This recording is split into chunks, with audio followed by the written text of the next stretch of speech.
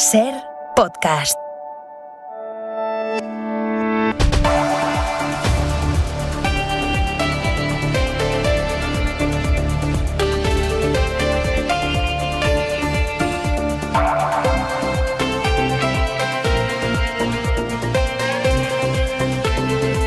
Omicron is spreading at a rate we have not seen with any previous variant. La Organización Mundial de la Salud ha advertido esta tarde de que la variante Omicron se está extendiendo a un ritmo nunca visto con ninguna de las variantes anteriores. Está ya Omicron en 77 países de todo el mundo y advierte la OMS de que incluso aunque los efectos fueran más leves, que no dice que lo sean, pero incluso aunque lo fueran, hay que tener mucho cuidado por las consecuencias que puede tener esta expansión rapidísima en los sistemas sanitarios. Aquí en España, con una incidencia de Omicron todavía muy baja, la sexta ola sí está apretando ya hospitales y UCIs. La ocupación de estas unidades de intensivos escala hasta el 13% ahora mismo, cuando el umbral de riesgo está en el 15%, el umbral de riesgo alto. Ya hay de hecho 7 comunidades que están en ese nivel de riesgo alto: Cataluña, Euskadi, La Rioja, Aragón, Castilla y León, Navarra y la Comunidad Valenciana. Por ese orden ya no hablamos de incidencia acumulada de contagios, hablamos de riesgo alto en las UCIs. Cataluña, Euskadi, La Rioja, Aragón, Castilla y León, Navarra y la Comunidad Valenciana. Ahora les ampliamos la última hora de la pandemia, pero vamos antes con el suceso que ha tenido en vilo a toda Cataluña desde esta mañana. El hombre que se ha puesto a pegar tiros hoy en la sede de Securitas en Tarragona, hiriendo a 3 personas. En su huida ha herido además a un Mossos d'Esquadra. Los agentes lo han detenido esta tarde, han conseguido detenerlo en una masía donde se había atrincherado, armado hasta los dientes, con armas cortas, largas, con chalecos antibalas. De hecho, los Mossos lo han detenido después de un intercambio de disparos y el hombre está herido, ingresado en el hospital, está ahora mismo crítico. Sabemos ya que es un exvigilante de Securitas al que habían despedido y que había estado amenazando a los trabajadores de la empresa. Les mandó de hecho una foto en la que se le ve a él con 2 pistolas, varios cargadores, un cuchillo, y hoy ha consumado esa amenaza. Andrea Villoria, buenas tardes. Buenas tardes. Sí, con esas armas y esa munición ha disparado contra el gerente, que está crítico, y contra 2 compañeros que siguen graves. Los Mossos han activado enseguida un plan jaula para evitar que se escapara, y ha sido en la huida cuando ha disparado también contra un Mosso no en control, atravesándole el brazo con una bala. Le habían perdido hasta un golpe de suerte, según el comisario jefe de Tarragona. La trucada de un testimonio que nos deia que li semblava La llamada de un testigo que le ha visto entrar en una masía abandonada en Riudoms. Los GEI y el cuerpo de élite de los Mossos han rodeado la casa y han intentado negociar. Hem intentat fer totes les accions de negociació amb aquesta persona, però ja han vist de seguida... Lo han intentado de todas maneras, pero él respondía con disparos, así que mientras un tirador le distraía disparando, otros 4 entraban y le neutralizaban. Está detenido en el hospital, crítico por 3 tiros en las piernas y el brazo. Según los Mossos, és una persona molt perillosa per la seva actitud i es una persona muy peligrosa, no solo porque disparaba a matar contra la policía, sino por la gran cantidad de armas que tenía. Hay media hora, 25 deportes. Jesús Gallego, buenas tardes. Buenas tardes. Se inicia hoy una nueva ronda de la Copa del Rey de Fútbol. Partidos en juego ahora mismo. Andorra 1, Celta de Vigo 1 al descanso. San Sebastián de los Reyes 0, Fuenlabrada 0 también al descanso. Está jugando el Barça. Partido amistoso en Arabia Saudí, homenaje a Maradona. El encuentro ha terminado con el resultado Barça 1, Boca Juniors 1. Se va a dirimir en penaltis este torneo amistoso. Y recuerdo, a las 8:30 juega la selección española femenina de balonmano. El pase a las semifinales. En cuartos de final jugamos ante Alemania. Había mucho temor de los efectos que pudiera tener la crecida del Ebro esta tarde a su paso por Zaragoza. Bien, ahora mismo la situación es bastante menos grave de lo que se esperaba. Zaragoza, Toño Ruesta. Con el paso de las horas, el Ebro ha ido apaciguando su amenaza al recorrer la ciudad de Zaragoza y la negación ha llegado a los lugares ya previstos. El cálculo del ayuntamiento habla de más de 3.200 hectáreas de la huerta zaragozana inundadas. El caudal sigue de subida en la capital, muy lentamente, y en Pina de Ebro, aguas abajo, mantiene la tensión por saber si las motas de protección son lo suficientemente altas para caudales máximos que van a llegar en las próximas horas. La Confederación Hidrográfica trabaja conjuntamente con la Unidad Militar de Emergencias destacada en la zona y también los agricultores. En Navarra hay más de 12.000 hectáreas de cultivo afectadas por el temporal Barra. El gobierno va a declarar el viernes en Consejo de Ministros todas estas zonas de Navarra, Aragón, La Rioja, zona catastrófica. El presidente del gobierno, Pedro Sánchez, ha visitado hoy esas zonas las más afectadas. Pero en definitiva lo importante que quiero trasladar a los vecinos y las vecinas es que el Estado está aquí, está preparado para dar respuesta a cualquier tipo de eventualidad que pueda haber desde el punto de vista de la emergencia natural que se está produciendo, como también de la respuesta material que tengamos que dar durante los próximos meses para recuperar la cotidianidad de los municipios afectados. Y en las próximas horas que viene, Jordi Carbó, buenas tardes. Buenas tardes. Para mañana esperamos algunas pequeñas novedades. El viento de levante se va a reforzar en el Mediterráneo, soplará sobre todo en la zona del estrecho, aportará más nubes, pero igualmente con muchos momentos de sol. Hasta el jueves no esperamos que dejen algunos chubascos en el sudeste de la península, también algunas nubes bajas o bancos de niebla en el Cantábrico y las nieblas más compactas y extensas en la cuenca del Duero y del Ebro. Mañana la del Duero se puede romper algunas horas, en el Ebro se mantendrá todo el día con ambiente muy frío y en el conjunto del país muchas horas de sol con temperaturas parecidas a las de hoy. 8:06 de la tarde, 7:06 en Canarias, y se acaba de consumar ahora mismo, hace unos segundos, la rebelión interna más grave de la carrera política de Boris Johnson y básicamente de la historia del Partido Conservador británico. El Parlamento del país ha votado las nuevas restricciones contra el COVID, que incluyen la obligación de usar mascarilla en interiores, el pasaporte COVID en discotecas, y hay decenas de diputados del partido de Boris Johnson que han votado en contra del plan de su propio gobierno. Corresponsal en Londres, Begoña Arce, buenas tardes. Buenas tardes, es realmente una ultimísima hora. El pasaporte exigiendo vacunación completa, un test lateral negativo para poder entrar en actos masivos en la discoteca, era realmente el punto más comprometido, la medida más controvertida para los diputados conservadores.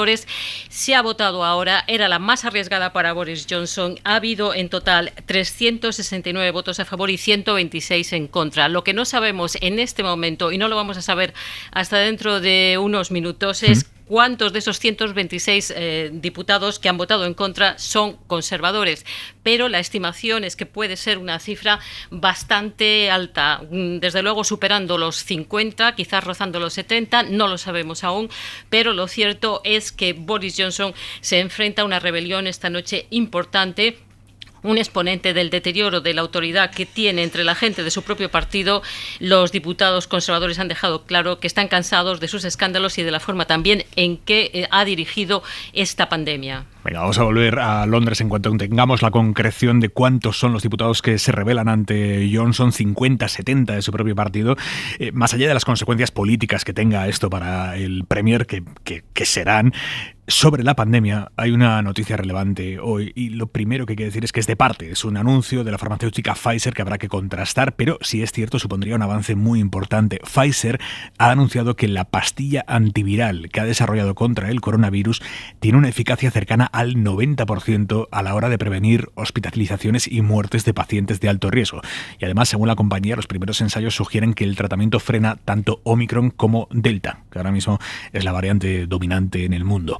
Aquí en España la incidencia sigue su escalada, ha aumentado 31 puntos en un solo día, hasta los 412 casos por cada 100.000 habitantes. Sanidad ha notificado 26.000 nuevos contagios, 58 muertes. Con la sexta ola subiendo, aumentan también los colectivos a los que vacunamos. Mañana se empieza a vacunar a los niños menores de 12 años y Sanidad estudiará también mañana si extiende la tercera dosis a los mayores de 40 años. Y sobre la comunicación de la pandemia, hoy hemos escuchado a Fernando Simón, que fue la cara visible de la gestión del coronavirus en España durante lo más duro de las primeras olas, que lleva desaparecido públicamente desde verano. Hoy lo hemos vuelto a escuchar en un acto de Médicos del Mundo y ha contado que si ya no lo vemos compareciendo a diario, no es por decisión suya. Yo he seguido trabajando en el Ministerio de Sanidad exactamente igual. Yo nunca he decidido si salgo o no salgo a informar. Son estrategias de comunicación que tienen que plantear los expertos en comunicación del Ministerio y yo estoy a la disposición del Gabinete de Comunicación del Ministerio, que es quien decide las estrategias. Pero si en un momento determinado se decide que vuelva a comunicar, comunicaré.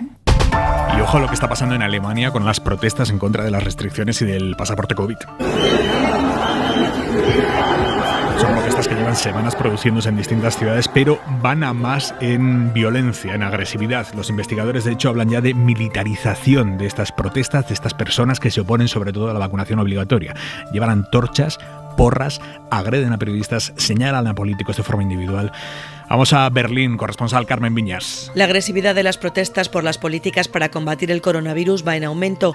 En las concentraciones de los últimos días, los manifestantes han usado gas pimienta y porras contra la policía, han agredido a periodistas o amenazado a políticos. Los expertos del Ministerio del Interior advierten de la militarización de un pequeño núcleo duro de opositores a la vacunación y de los llamados pensadores laterales. Con antorchas, tambores y eslóganes, las manifestaciones han recurrido recientemente también a los símbolos del nacionalsocialismo, y los expertos advierten de que hay una amenaza inequívoca que se dirige cada vez más a políticos concretos que se han pronunciado a favor de las medidas más estrictas o de la vacunación obligatoria. Se estima que el núcleo violento de este tipo de extremistas está formado por entre 15.000 y 20.000 personas, mientras que la escena de simpatizantes supera las 6 cifras.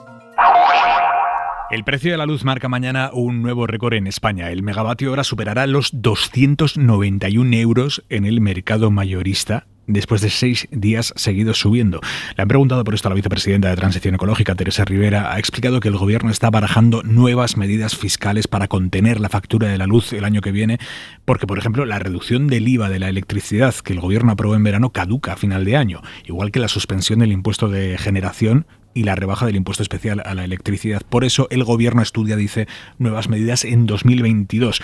Eso sí, a día de hoy sigue manteniendo el gobierno lo que prometió el presidente, que la factura este año en el conjunto de 2021 será de media igual a la de 2018, el año que se toma de referencia, el año previo a la pandemia. Sira Valdés. Nuevas medidas que no tienen por qué pasar, ha señalado Teresa Rivera, por una prórroga de las reducciones de impuestos que se están aplicando actualmente, aunque tampoco descartan rebajas fiscales. Estamos barajando distintas medidas y evidentemente entre ellas están las medidas fiscales. No necesariamente prórroga de lo que hemos aplicado en el último cuatrimestre, porque de hecho la aplicación en el último cuatrimestre ha absorbido la totalidad del crecimiento de un año completo, por tanto no tendría sentido. Lo que sí mantiene el gobierno es el compromiso de que los hogares españoles pagarán por la tarifa eléctrica lo mismo que en 2018 más el IPC. Un compromiso que se apoya no solo en la actual rebaja de impuestos, sino en 2 pilares más. Por un lado, que para el cómputo del 2021 se tendrá en cuenta el año entero, también la primera mitad, en que los precios del mercado mayorista fueron más moderados. Y por otro, que el cálculo incluirá también las tarifas contratadas en el mercado libre, menos afectadas por las subidas de precios del pool y que además en 2018 eran más caras que la regulada. Y está el gobierno pendiente de la Comisión Europea, de que la Comisión presente mañana su propuesta energética, una propuesta que debatirán el jueves los jefes de gobierno y que en principio va a incluir una de las principales demandas españolas, que es la compra conjunta de gas para países que sufran crisis energéticas, como la que atravesamos ahora claramente con los precios disparados. Compras conjuntas, que es lo que proponía España, pero, ojo, voluntarias. Corresponsal comunitaria, Griselda Pastor, buenas tardes. Buenas tardes, exactamente. Sí, un sistema muy parecido al que se ha utilizado para la compra de vacunas COVID, que va a incluir tener que negociar infraestructuras para almacenar el gas, por ejemplo, entre países de la Unión, pero un sistema, ayer lo dijo el ministro de Asuntos Exteriores, que responde a la demanda española. Una respuesta que inicialmente satisface a España, pendiente de esta discusión a nivel de jefes de gobierno y especialmente también de una reunión para hablar después de infraestructuras entre el ministro Álvarez y la nueva ministra de Exteriores de Alemania, que ya ha cursado una invitación oficial para el viaje. El Congreso va a aprobar de un momento a otro que se tramite una proposición de ley para universalizar la educación entre los 0 y 3 años. ¿Qué quiere decir esto? No es hacer obligatoria la educación de 0 a 3 años, sino que todas las familias que quieran plaza para sus hijos de 0 a 3 años la consigan y que esa plaza sea gratis, sin tener que gastarse cientos de euros al mes en una guardería privada. En cualquier caso, lo que se va a aprobar esta tarde es un primerísimo primer paso para que esto llegue a ser una realidad. Adela Molina.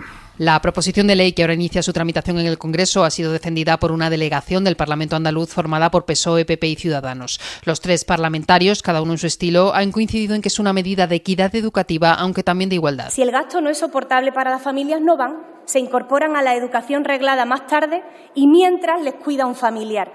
Y señorías, ¿quién les cuida? Pues de manera mayoritaria nosotras. Tenemos que ayudar a las familias, ayudarlas a conciliar para además favorecer de esa manera la natalidad. Y tenemos también que ayudar a las familias a elegir la educación de sus hijos en libertad. ¿Han pensado en qué respuesta le podemos dar a esas familias que no tienen una plaza para su hijo 0-3? ¿Que no pueden conciliar por esto mismo? Ningún grupo se ha opuesto a su admisión a trámite, aunque ha habido críticas y algunos, como Podemos, ya han anunciado que trabajarán para hacer cambios en la propuesta y que se garanticen únicamente plazas públicas y no concertadas. En el Congreso también se va a rechazar esta tarde-noche la otra ley de vivienda que ha impulsado uno de los socios del gobierno. Se acordarán, una ley que impulsaron 100 colectivos sociales, que firmó también Unidas Podemos. Esa ley la llegó a firmar el socio morado del gobierno cuando las negociaciones dentro del Ejecutivo entre el PSOE y Podemos para su propia ley de vivienda estaban estancadas. Unidas Podemos firmó esa otra ley como medida de presión para presionar al PSOE. Al final sí fructificaron las negociaciones dentro del gobierno y ahora se daba la situación de que hay un proyecto de ley aprobado por el gobierno que lleva la firma de PSOE y Unidas Podemos, y hay otra proposición de ley más dura también con la firma de Podemos. Esa segunda ley, la de los colectivos sociales, firmada por Podemos, la va a rechazar esta tarde el Congreso, entre otros con los votos del PSOE, pero la imagen era incómoda para todos, los socialistas votando contra una ley firmada por sus socios de gobierno. Bueno, al final Unidas Podemos ha retirado su firma de esa segunda ley de vivienda, digamos. Ana Fernández Vila. Sí, el PSOE entiende que la propuesta debatida esta tarde no respeta el marco constitucional y choca frontalmente con el proyecto aprobado por el Gobierno, que costó meses negociar con Unidas Podemos. Ignacio López Cano, portavoz del PSOE. El Gobierno de España, el conjunto del Gobierno de España, ya aprobó en octubre, por primera vez en democracia, el anteproyecto de la ley estatal por el derecho a la vivienda. Unidas Podemos ha tratado de mantener los equilibrios entre sus socios de gobierno y los aliados parlamentarios de la izquierda. Los morados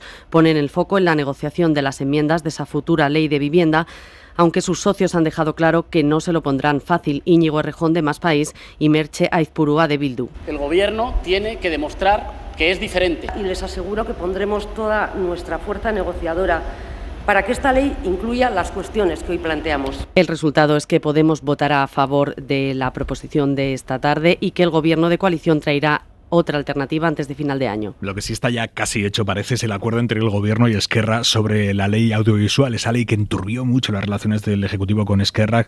Exigía Esquerra que también las plataformas audiovisuales internacionales como Netflix tuvieran cuotas obligatorias para la producción en lenguas cooficiales. El Gobierno venía diciendo que eso no era posible, que solo se podía obligar a las plataformas con sede en España.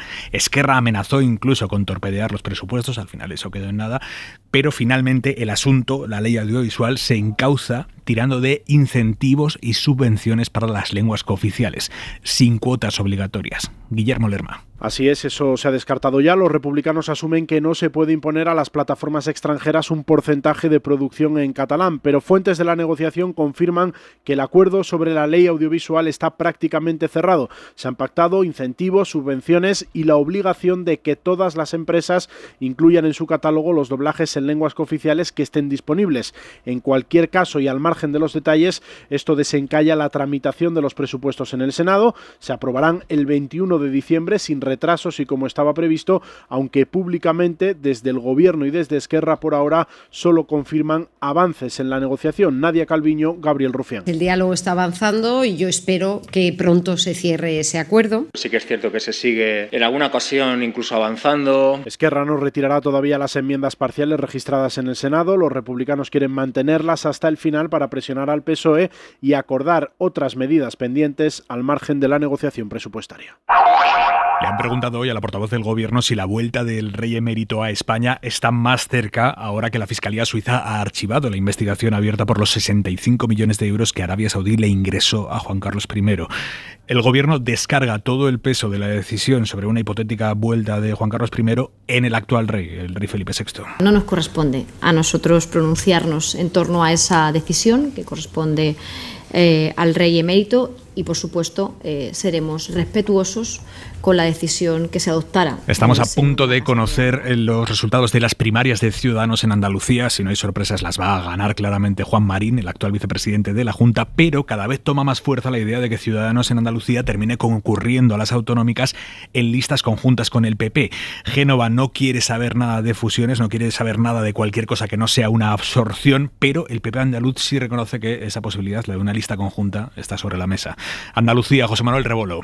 Ya se han cerrado las votaciones telemáticas que empezaron este pasado lunes a primera hora de la mañana. Sin embargo, no parece que las primarias de Ciudadanos se vayan a acabar con el resultado que comunicarán en los próximos minutos, ya que el candidato Fran Carrillo ha pedido su repetición por la falta de transparencia con la que se han desarrollado. Todo ello en medio del debate de concurrir en listas conjuntas o no entre Ciudadanos y el Partido Popular. Lo defiende el líder naranja, Juan Marín, y hoy el consejero de Presidencia, el popular Elías Bendodo, se ha dejado querer. Cuando terminemos ese periodo de sesiones, que será para el verano que viene, pues en septiembre, que es nuestro objetivo, habrá que disolverlas con el Parlamento porque toca convocar las elecciones y ese será el momento cuando se decida la cuestión que usted me está planteando. Ciudadanos hasta ahora y la amalgama en que se ha convertido la izquierda andaluza son las únicas formaciones que aún no tienen sus candidaturas elegidas.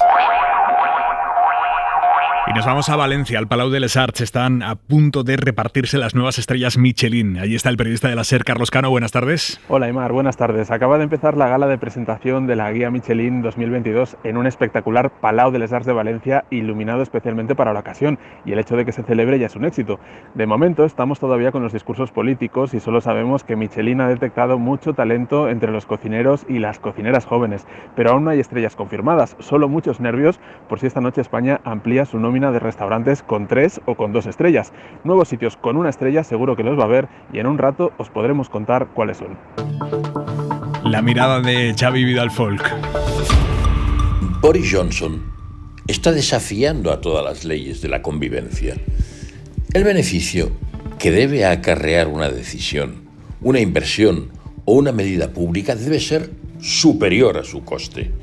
Esta relación coste-beneficio es ley básica de la economía y de la política, y si ustedes quieren, de las relaciones humanas más elementales. Si no media un interés concreto y tangible, ¿por qué mantener el empeño? Ese principio de la realidad del que los británicos habían sido maestros inigualables empieza a amenazar seriamente el mandato de Boris. El coste de sus ocurrencias, de sus desafíos, de su desprecio a los datos de la realidad irrita cada vez más, sobre todo cuando se refiere a sus asuntos personales, sus fiestas en medio de la pandemia, sus gastos atrabiliarios en el apartamento oficial. Irrita sobre todo a los suyos, incluso a quienes le deben su protagonismo, su cargo y su sueldo. Eso solo sucede cuando se rompe el misterio de la atracción, de la admiración subyugada del amor. La admiración ilimitada choca en algún momento con la mentira sistémica. ¿En qué momento? No en uno cualquiera, solo en aquel en que uno se percata de que la persona idolatrada no solo no te dice la verdad, sino que se mofa de ti. Es entonces cuando quiebra la confianza y cuando el divorcio es solo cuestión de tiempo. Suscríbete a Hora 25. Todos los episodios y contenidos adicionales en la app de Cadena SER y en nuestros canales de Apple Podcast, Spotify, iVoox, Google Podcast y YouTube. Escúchanos en directo en la SER de lunes a viernes a las 8 de la tarde.